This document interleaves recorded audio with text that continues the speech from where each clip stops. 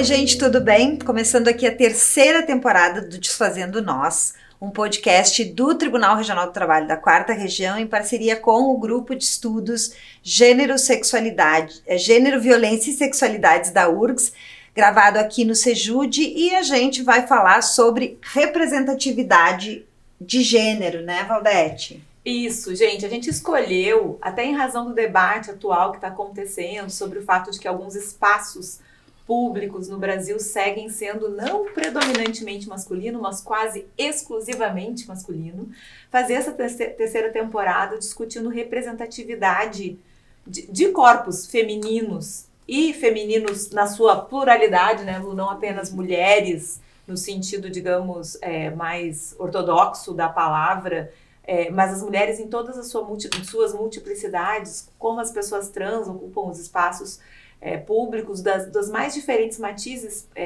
espaço acadêmico, espaço político, o espaço sindical, e aí nós vamos fazer então programas para discutir esse tema de uma forma mais específica em cada um desses espaços, mas queremos nesse primeiro episódio introduzir o tema, falando um pouco de representatividade, o que isso significa, né, em termos de tentativa mesmo de enfrentamento da violência de gênero e o que a gente pretende um pouco, né, com essa discussão. Bom, penso que nós vamos trabalhar a representatividade a partir da inserção das mulheres nas chamadas funções do espaço público, né? Do trabalho, da política, das instituições, ou seja, como a sociedade recebe a mulher nesses espaços e como esses espaços são fechados para as mulheres, ou seja, qual a importância da gente ter mulheres em espaços como o parlamento, como o judiciário, como o governo, como as profissões, como em determinadas funções de comando, como sindicatos, né? E como é que a sociedade tem reagido. Então a gente vai falar do ponto de vista do como é bom elas estarem nesses espaços e como é importante, mas a gente também vai falar da violência que elas sofrem por estar nesses espaços que não são receptivos às mulheres. E aí o pressuposto, né, Luciane, é a gente compreender do que a gente está falando quando fala em representatividade e essa questão do espaço público e privado. Porque nós já estudamos aqui, já falamos bastante em episódios, especialmente da primeira temporada, e a gente até convida quem começa a nos assistir agora a recuperar esses episódios. Nós já falamos muito sobre qual é a base que estrutura esse modelo de sociedade que a gente tem e que acaba sendo determinante para uma certa naturalização de que há espaços que são masculinos por excelência e espaços que são femininos.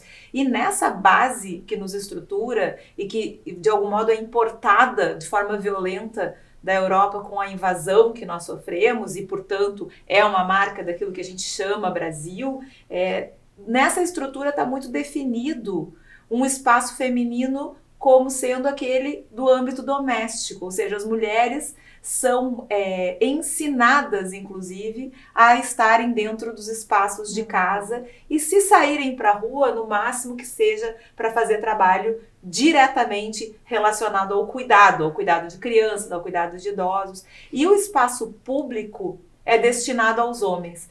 Então, uma das coisas que a gente já conversou aqui, né, Lu, mas que seria interessante a gente recuperar, é o quanto esse processo de assimilação e divisão entre espaço público e privado acaba sendo determinante na transição do feudalismo para o capitalismo lá na Europa, para destituir as mulheres dos saberes que elas já dominavam. Então, as mulheres eram parteiras, as mulheres eram aquelas que administravam ervas medicinais e, portanto, cuidavam da cura. E aí, quando esses saberes são supostamente cientificizados, não há espaço para as mulheres nas academias, né? As mulheres não podem fazer medicina, as mulheres não podem exercer profissões que antes elas dominavam, mas que não eram profissionalizadas da forma como a modernidade faz.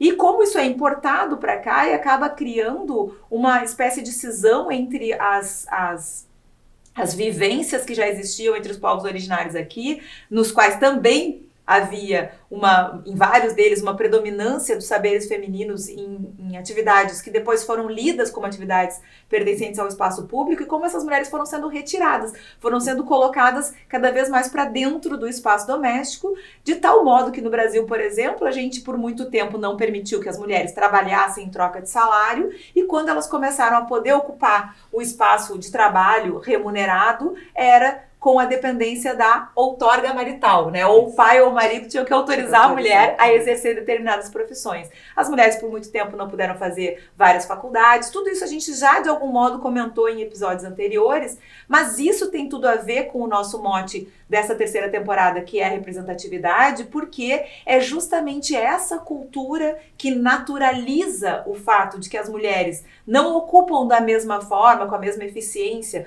os espaços públicos, que faz com que a gente tenha números que são bastante assustadores, né, Luciane? Sobre a ausência de mulheres e de corpos femininos ou feminilizados em espaços de poder. Só para recuperar duas questões que tu falaste dessa questão um pouco do histórico dessa socialização, né, das mulheres.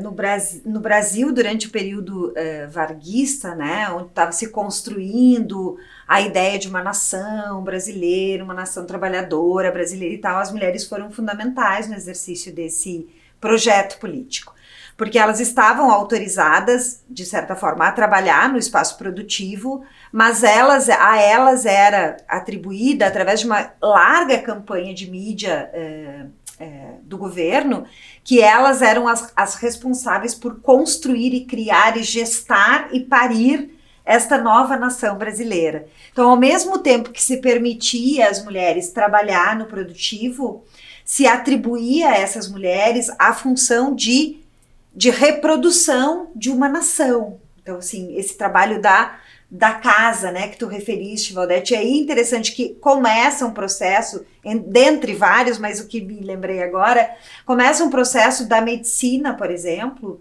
de dizer o que era uma boa mãe e o que não era uma boa mãe, como é que uma criança tinha que ser cuidada, como é que uma criança ia crescer saudável, como é que ela não ia crescer saudável. E aí que se colava na figura da mulher toda a responsabilidade por ser saudável aquela criança, então o que ia separando ela cada vez mais do espaço produtivo, né? E ser saudável é ser funcional, exatamente, né? Crescer e trocar trabalho por capital. E aí é interessante também outra que eu acho também bastante importante nessa questão da representatividade, é o estudo que a Carol Gilligan fez sobre a socialização das mulheres.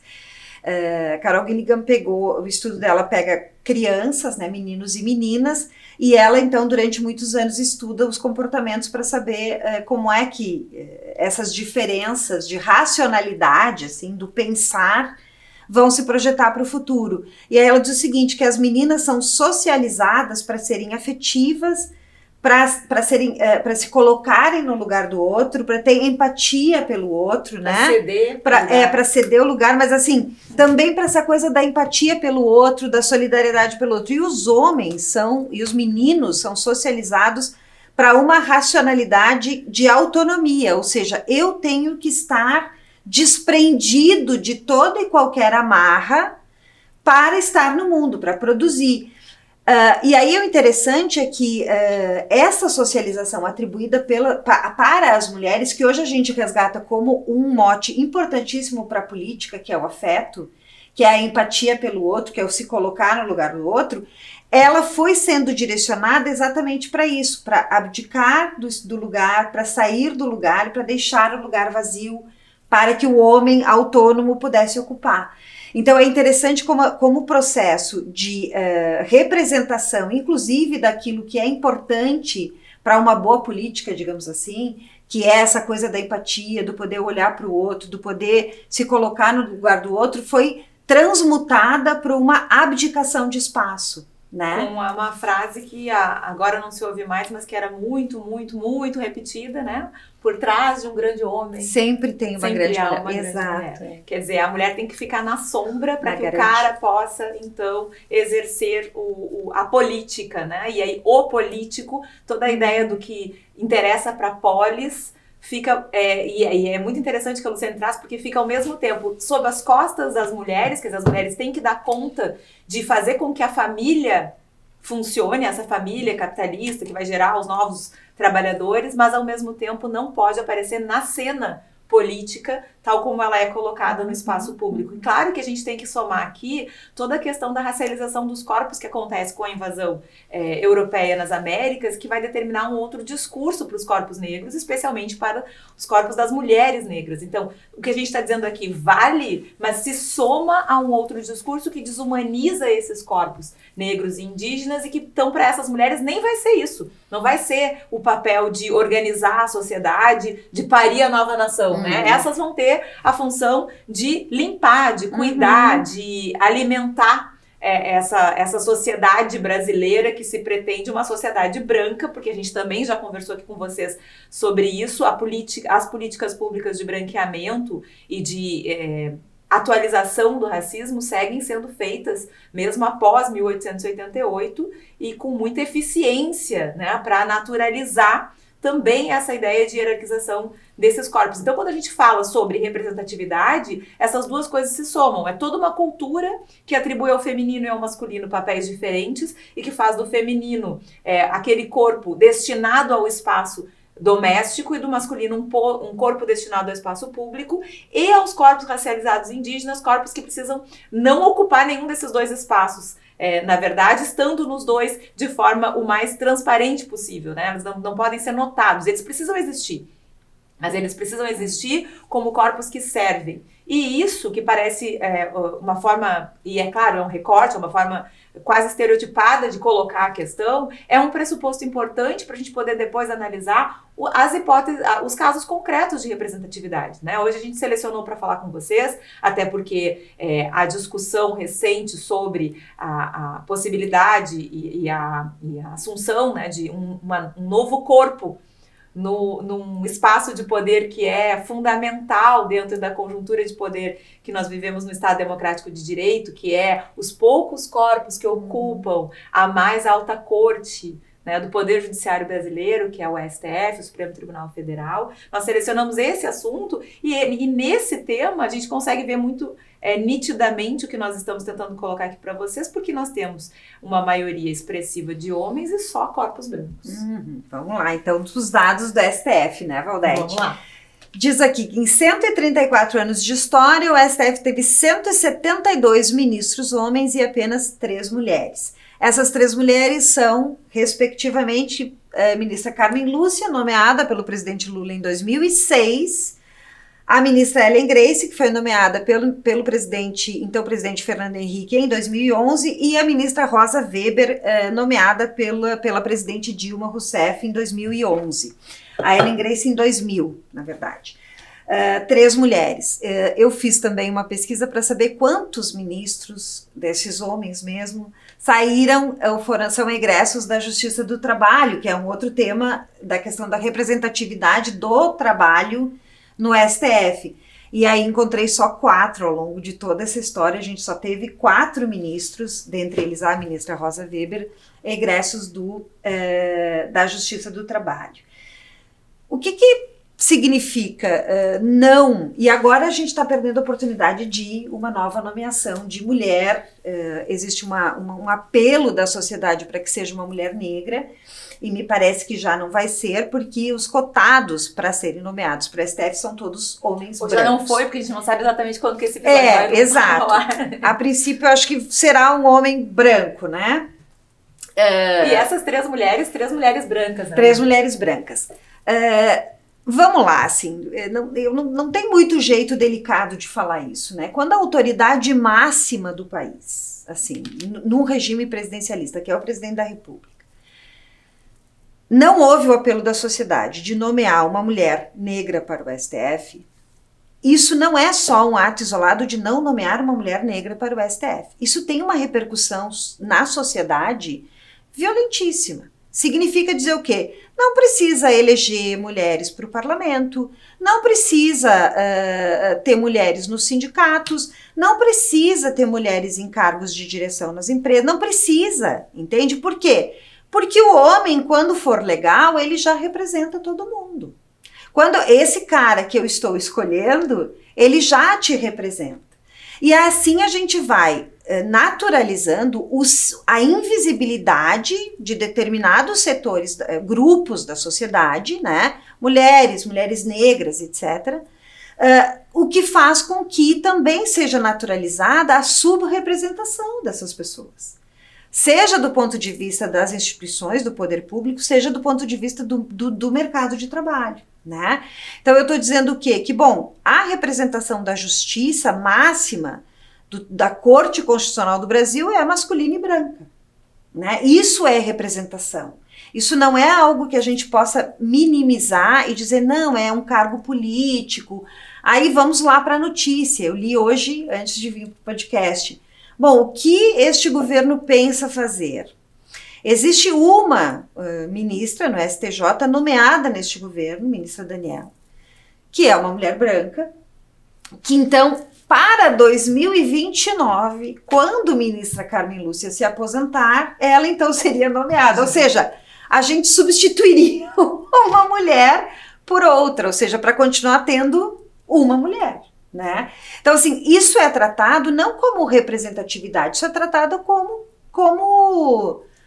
número, né? E aí eu quero trazer um pouco aqui a discussão que o movimento feminista faz em relação à paridade e equidade de gênero e raça. Quando eu estou falando de paridade, estou falando de mesmo número. Não necessariamente as pessoas que vão estar lá, elas vão representar os interesses. Exato. Né? Ou elas vão ter poder de negociar os interesses para os quais elas estão lá. Então, eu posso ter 50% de mulheres e 50% de homens, e isso não significar mudanças significativas por exemplo, na política legislativa ou na política judiciária e tal. Né? Eu tenho determinados espaços onde eu tenho mais mulheres do que homens, como, por exemplo, a advocacia, e eu não tenho o mesmo número de representantes mulheres nas presidências das seccionais da OAB. Na Justiça do Trabalho. Exato. O fato de eu ter o mesmo número de mulheres não significa necessariamente que eu vou ter o mesmo poder. Quando eu falo em equidade de gênero, equidade de raça, eu estou falando de discussão de poder. Ou seja, onde eu estou, eu tenho possibilidades de discutir, negociar, reivindicar, pautar questões que são importantes. Então, isso interfere muito na representatividade, porque a gente costuma dizer, tá, mas não é qualquer mulher que representa a pauta das mulheres, não é qualquer pessoa negra que representa a pauta das pessoas negras, né? Ou que vai ser, né, trabalhar. Então, é importante que a gente discuta a representatividade a partir disso, não só um número, não só um totem, não só, porque a ministra Carmen Lúcia é importantíssima, mas ela é o totem feminino dentro do STF. E por isso, Luciane, que é importante o teu dado sobre quantos ministros e ministras têm alguma relação com a Justiça do Trabalho. Porque esse podcast, que é um projeto de extensão da URGS e que une a questão do trabalho com a questão da violência de gênero e de sexualidade, a gente insiste também, desde o primeiro episódio, que essas coisas não se dissociam, né? A gente tem um modelo de sociedade em que as pessoas são obrigadas a trabalhar em troca de salário para ter acesso até o alimento. Então, a relação de trabalho não é uma relação lateral, é uma relação que é condição de possibilidade para todas as outras. Num estado em que essa relação de ter que trabalhar em troca de salário é a condição para a gente sobreviver e que há um poder judiciário, inclusive, separado para cuidar da relação de trabalho, exatamente por sua centralidade e importância, é, no mínimo, muito sintomático que um número tão pequeno de pessoas oriundas da Justiça do Trabalho estejam nesse lugar, né, máximo de poder, da estrutura do Poder Judiciário, que é o Supremo Tribunal Federal. E isso também nos permite fazer o diálogo que a gente também insiste aqui desde sempre nesse podcast, que é não mudar os corpos que ocupam os espaços de poder importa, mas não importa sozinho, né? Ter um corpo feminino ou ter um corpo negro, a Luciana acabou de dizer isso pra gente, não é garantia de que a universalidade das pautas que importam para mudar essa estrutura social serão efetivamente levadas. Mas é um passo importante, porque se a gente sequer tem esses corpos nesses espaços, a própria questão a ser discutida fica interditada, né? A gente sabe disso e uma das referências que a gente pode ter já práticas empíricas dessa realidade é justamente o sistema de cotas na Universidade Federal. A gente sabe que mudando os corpos que acessam o ensino público, de qualidade, em nível universitário, altera as pesquisas, altera as discussões, altera a dinâmica da sala de aula. Isso vai acontecer nos outros espaços de poder também. Por isso que é importante que a gente fale de representatividade e de equidade, porque a gente precisa discutir que pautas são importantes ser levadas para esses espaços, mas a gente precisa discutir também que corpos ocupam esses espaços. Porque, como a gente está tentando aqui dizer para vocês de uma maneira muito enfática, uma representação de ministros, na sua totalidade brancos, na sua maioria homens, passa um recado social que é o efeito dominó, passa um recado social de naturalização de uma realidade que a gente está tentando combater, que é justamente essa, que percebe o sujeito, o cidadão, né? O sujeito que acessa o sistema de justiça, o sujeito que vive do trabalho como um sujeito que é branco e que é homem, e essa não é a nossa realidade.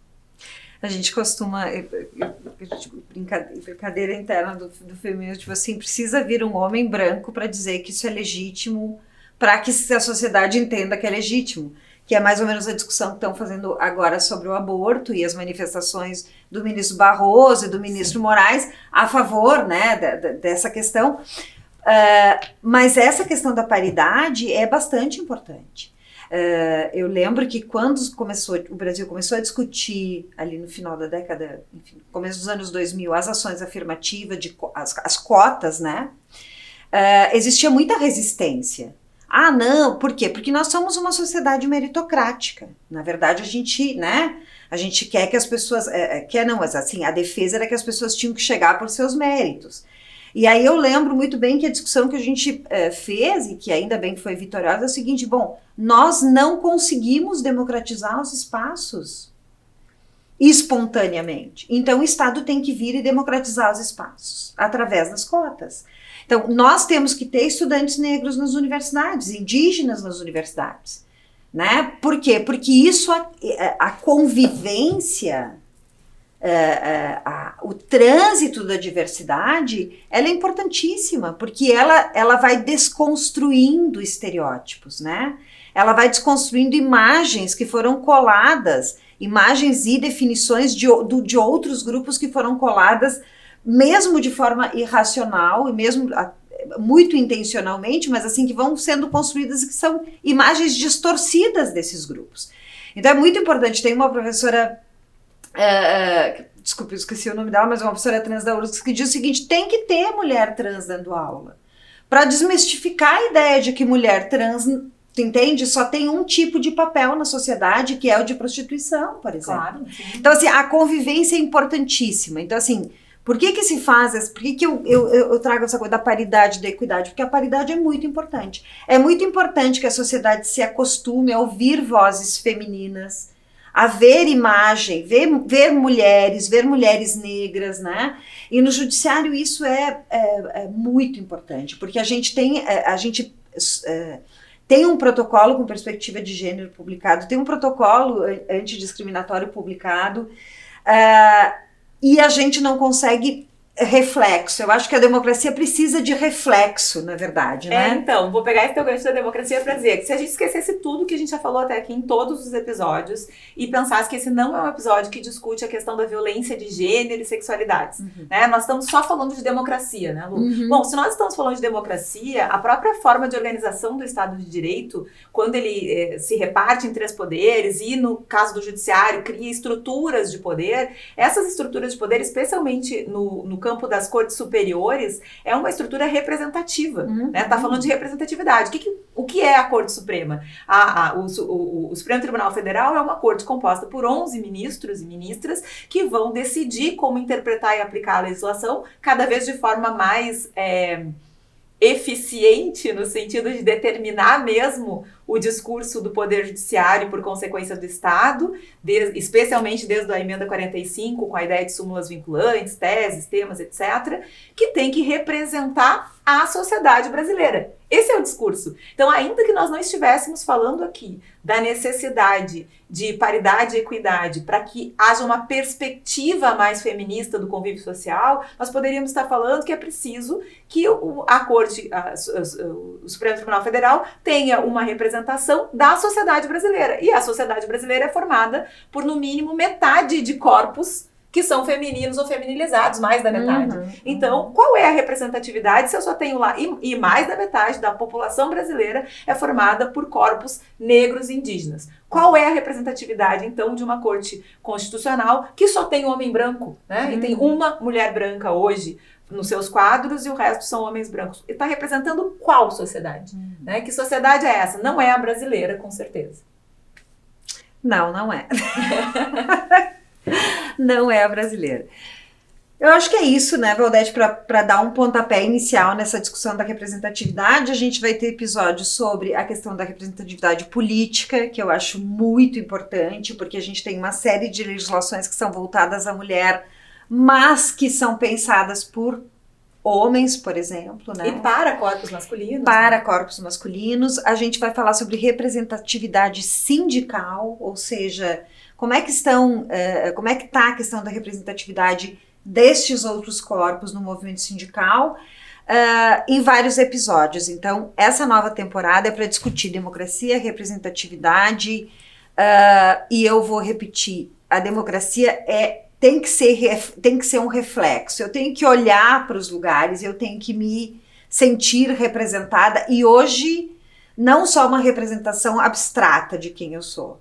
Eu, Luciane, uma mulher, mesmo cis, branca, preciso olhar para o poder e enxergar mulheres nesse poder para me sentir mais, assim, um pouco mais calma em relação às estruturas que estão pensando políticas para o meu corpo, né, para minha existência. E eu acho que é importante a gente dizer isso, né? É uma temporada em que a gente vai falar de democracia, mas de uma democracia sob perspectiva feminista. Exatamente. Então é isso, gente. A gente conta com a oitiva de vocês, a audiência de vocês para essa temporada e até o próximo programa. E se vocês tiverem, antes de terminar, sugestões, perguntas, coisa para essa temporada, né, Valdete, mandem que a gente vai tentar contemplar todo mundo. É isso tá aí. bom?